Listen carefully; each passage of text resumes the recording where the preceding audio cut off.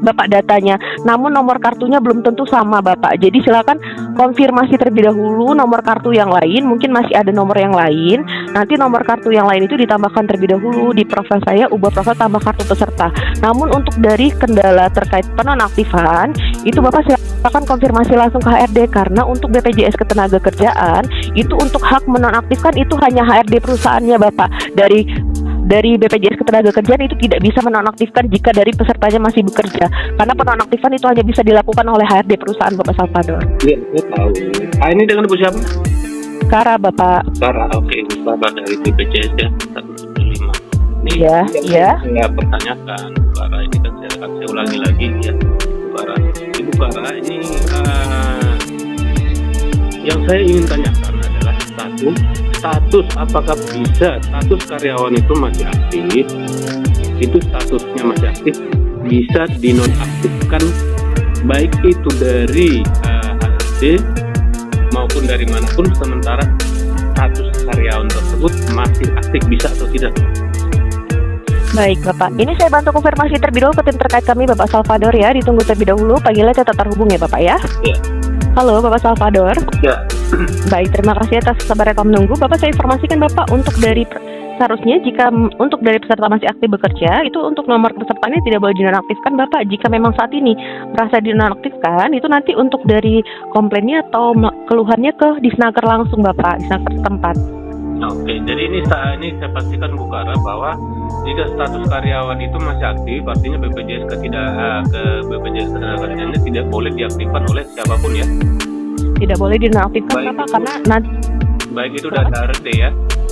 Iya, karena untuk dari pesertanya nanti tidak terlindungi dari BPJS Ketenagakerjaan, karena jika memang masih ada kontraknya dan masih bekerja di perusahaan tersebut, seharusnya untuk kepesertaannya belum dinonaktifkan terlebih dahulu Bapak.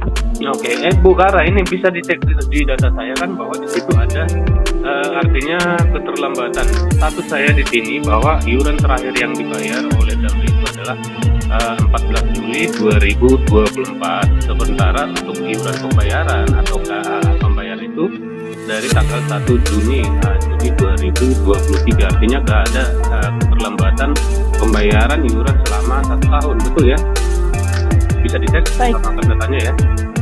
Baik, mohon maaf Bapak, dari kami untuk pembayaran tidak bisa dilakukan pengecekan Bapak. Untuk dari pengecekan pembayaran itu langsung ke kantor cabang juga bisa dengan membawa IKTP dan kartu peserta jam sostek. Dari kami untuk pembayaran iuran tidak bisa dicek Bapak.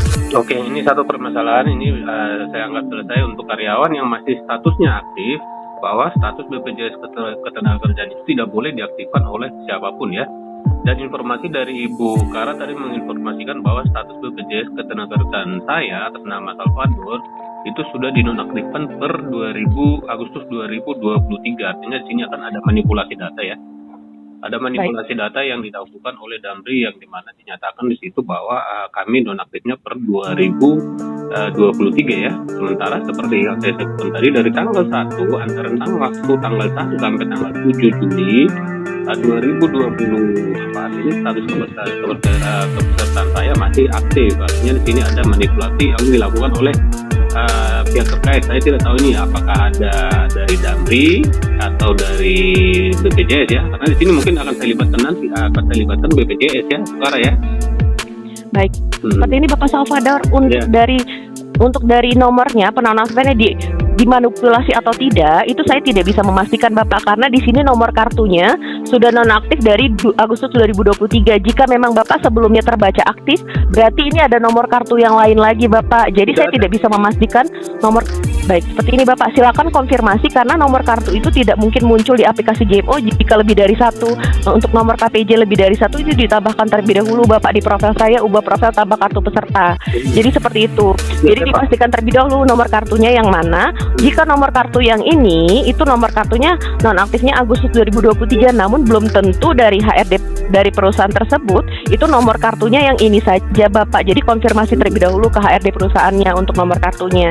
Itu tidak ada nomor lain lagi. Kebetulan ini ada perselisihan antara karyawan dengan pihak Damri sekarang, dan ini menyangkut BPJS Ketenagakerjaan. Saya tidak tahu di mana nih. Artinya sesuai dengan undang-undangnya ya.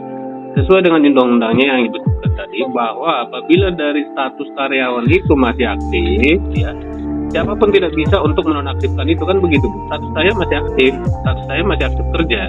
Kenapa BPJS Ketenagakerjaan dinonaktifkan? Ini saya tidak tahu yang mana nih, apakah pengajuan ataupun seandainya ada pengajuan dari HRD Damri kepada BPJS Ketenagakerjaan, apakah memang BPJS Ketenagakerjaan itu tidak menanyakan mana bukti bahwa status ini, bahwa status karyawan ini sudah berhenti? Harusnya kan begitu sesuai prosedur kan gitu ya. Tapi saya mohon maaf, ini supaya bisa diteruskan.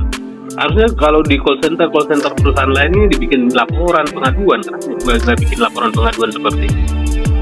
Baik, mohon maaf Bapak seperti ini karena untuk penonaktifan itu dari HRD perusahaannya itu punya sistemnya Bapak. Jadi untuk setiap HRD perusahaan itu diberikan sistem oleh BPJS Ketenagakerjaan. Jadi dari HRD-nya itu bisa menonaktifkan Bapak tanpa nanti harus konfirmasi ke ke BPJS Ketenagakerjaan terlebih dahulu. Jadi ada sistemnya Bapak, bisa dinonaktifkan di situ seperti By itu. aplikasi. Jadi artinya by aplikasi bisa. Iya. Oke, kalau memang by aplikasi bisa. Ini saya informasikan adalah ini adalah laporan dari karyawan. Untuk laporan dari karyawan perusahaan menghubungi call center 175. Apakah seperti ini tidak dibuatkan laporan? Mohon maaf Bapak, karena untuk dari proses penonaktifan itu hanya bisa dilakukan oleh HRD perusahaan. Bukan ke situ, bukan arahnya ke situ. Ini kan saya nih pelanggan, katakan saya pelanggan BPJS Ketenagakerjaan. Artinya ada ketidaksesuaian, ada pelanggaran yang dilakukan oleh perusahaan saya, perusahaan tempat saya bekerja. Saya laporkan ke 175. Apakah ini tidak tercatat atau bagaimana? Seharusnya kan kalau memang laporan dari keluhan konsumen seperti ini atau keluhan pelanggan seperti ini kan dibikinkan semacam laporan untuk nanti diteruskan ke bagian terkait lah untuk admin permasalahan seperti ini kan hanya bisa dilaporkan ke bagian terkait kan begitu, atau bisa ditembuskan ke Kementerian Ketenagakerjaan selaku yang menangani BPJS Ketenagakerjaan kan begitu. Baik. Mohon maaf Bapak Salvador, untuk dari kami itu tidak bisa membuatkan laporan dikarenakan ini penonaktifan hanya bisa dilakukan oleh HRD Bapak. Karena jika kami buatkan laporan itu biasanya dikarenakan itu untuk dari pesertanya sudah tidak bekerja, tapi untuk dari nomor pesertanya sudah tidak dinonaktifkan sudah berapa lama seperti itu. Jika untuk dari kendala seperti ini, Bapak silakan konfirmasinya untuk ke HRD perusahaannya jika memang dinonaktifkan secara sepihak. Bukan arahnya nggak arah kita itu nggak ketemu pembicaraannya. Tadi Ibu Kara menyatakan kalau ada karyawan yang merasa BPJS Ketenagakerjaannya sudah tidak aktif, kan begitu tadi. Tolong dicek ulang dulu tuh. Ini kan saya ulangi ya, status kepesertaan BPJS saya non aktif. Ya, sementaranya saya masih bekerja di perusahaan tersebut.